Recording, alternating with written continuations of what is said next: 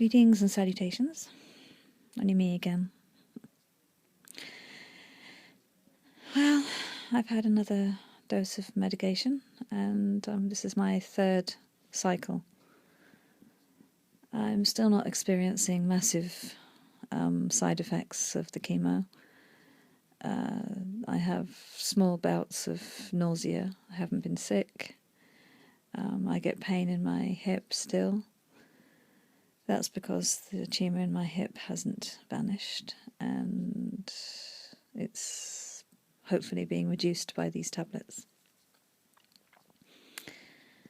I had a few days to myself. My husband took me to Muddyford, and I had about a couple of days just to gather my thoughts and enjoy life outside of the life of details. Not taking anything away from my life, but life tends to take on a bit of a routine. Sometimes it's nice to get away from that life of details and enjoy yourself and be yourself. It was beautiful, and a real time of gathering thoughts. I met a gentleman today at a garden, a beautiful garden that we went to visit in the pouring rain. I can't remember what it's called offhand.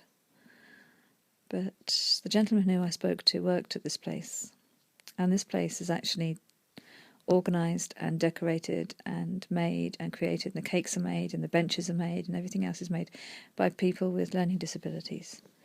It's a really inspirational place, and I will try and remember the name of it in my next podcast.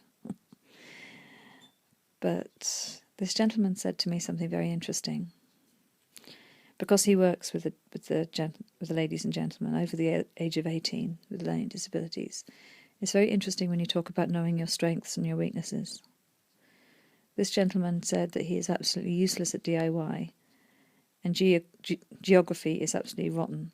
He said he couldn't get from Southampton to anywhere without needing a sat-nav and a tom-tom and a map and goodness knows what, because his sense of direction is useless. But he can speak 5 languages. And he can, and speaking to him, he has a very, very good way of communicating with people, and a fantastic oratory, fantastic way of, projecting himself and talking to perfect strangers like myself and my aunt and my dad and my husband. So he has gifts that are different to everybody else's gifts. Last year I spoke to 200 students. But I didn't speak to 200 blanket students. I spoke to 200 individual students. The other week, last Thursday, I spoke to about 20 students at Bournemouth University, 20 individual human beings with individual stories, with individual pasts, individual strengths. And this is what I need to stress to you. This gentleman, who's a perfect stranger, talked to me as if he'd known me for years. And we talked about, the learning disabilities, and we all have disabilities, and we all have abilities. We are all the same in that respect. These people have this label of being learning disability because they can't manage in society the same way we can. But they have abilities, like I can't make a bench, and I can't do gardening, and I can't do half the stuff that they do. Yes, they've been taught, but they've obviously got great skills because the gardens are stunning. Never underestimate your skills. Never underestimate your strengths. Now, I'm here to introduce you to my younger son. My younger son has his own filter system as to how he deals with what's going on with me. And you will see in this first podcast that he has very interesting ways of distraction. You can either find his podcast completely ridiculous, or you can find it quite funny.